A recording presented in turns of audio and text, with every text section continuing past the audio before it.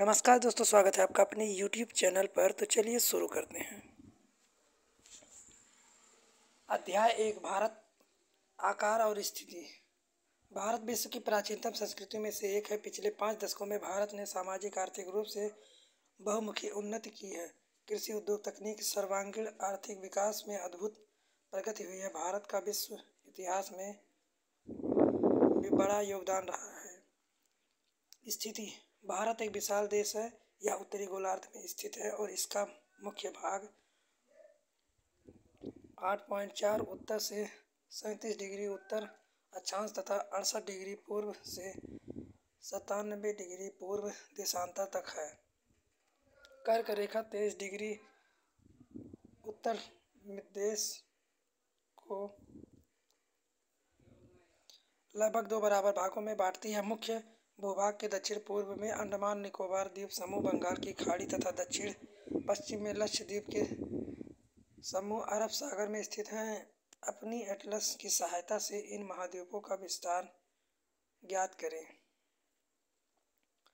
आकार। भारत के भूभाग का कुल क्षेत्रफल लगभग 32 लाख वर्ग किलोमीटर है। भारत का क्षेत्रफल विश्व के कुल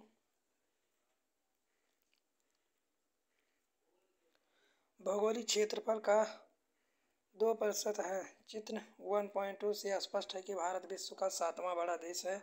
भारत की स्थल सीमा रेखा लगभग 15,000 किलोमीटर और समुद्री तट रेखा अंडमान और निकोबार द्वीप समूह तथा लक्षद्वीप समूह के साथ 7,516 किलोमीटर है। भारत की उत्तर पश्चिम, उत्तर तथा उत्तर पूर्वी सीमा पर नवीनतम वलित पर्वत है। इसके दक्षिण तथा भूभाग उत्तर में चौड़ा है और 22 डिग्री उत्तरी अक्षांश में हिंद महासागर की ओर सकरा होता गया है।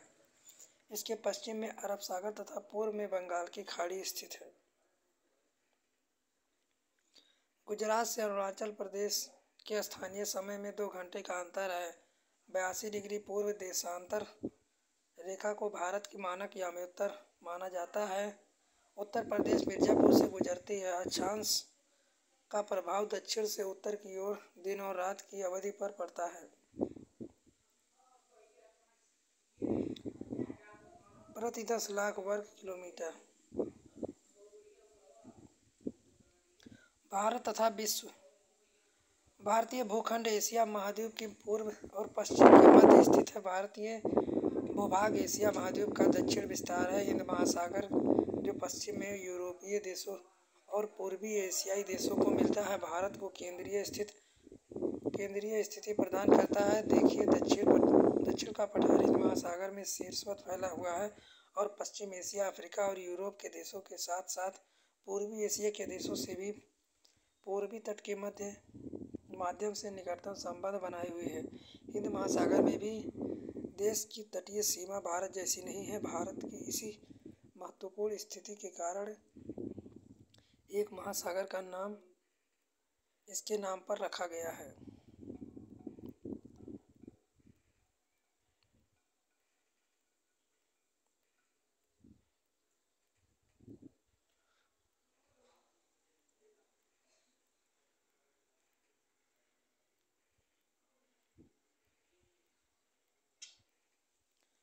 भारत का विश्व के देशों के साथ संपर्क युगों पुराना है, परंतु यह संबंध समुद्री जलमार्गों की अपेक्षा भूभागों से होकर था। उत्तरी पर्वत के दर्रों से अनेक यात्री प्राचीन काल में भारत आए, जबकि समुद्री मार्ग पर बहुत कम ज्ञात नहीं थे। इन मार्गों से प्राचीन समय में विचारों और वस्तुओं का आदान प्रदान होता था। भारत का पश्चिम, मध्य और पूर्वी एशिया, दक्षिण एशिया के पड़ोसी देशों के साथ एक अद्भुत संपर्क रहा है। इसी प्रकार उपनिवेशों, विचार, रामायण, पंचतंत्र की कहानियाँ, भारतीय अंक, दशमलव प्रणाली आदि संसार के विभिन्न भागों तक पहुँच सके। मसाले, मलमल आदि कपड़े तथा व्यापार के अन्य सामान भारत से विभिन्न देशों को ले जाए जाते थे। इसके विपरीत यूनानी स्थापत्य कला तथा पश्चिम एशिया की वास्तुकला, प्रतीक, मीनारों तथा गुंबदों का प्रभाव हमारे देश के विभिन्न भागों में देखा गया है। भारत के पड़ोसी देश। भारत का दक्षिण एशिया एक महत्वपूर्ण स्थान है। भारत के 28 राज्य, 8 केंद्र शासित क्षेत्र हैं। चित्र 1.5। भारत की भूमि की सीमाएं उत्तर पश्चिम में पाकिस्तान और अफगानिस्तान के साथ, उत्तर और चीन, तिब्बत, नेपाल और भूटान के साथ, पूर्व में म्यांमार व बांग्लादेश के साथ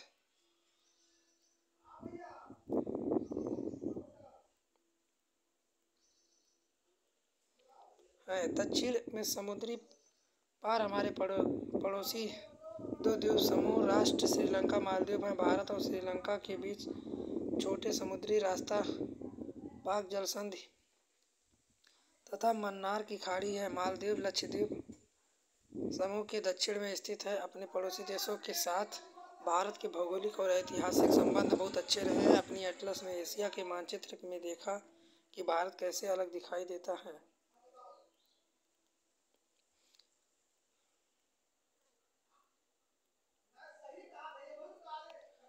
अभ्यास: निम्न चार उत्तर में से उपयुक्त उत्तर ज्ञात करें।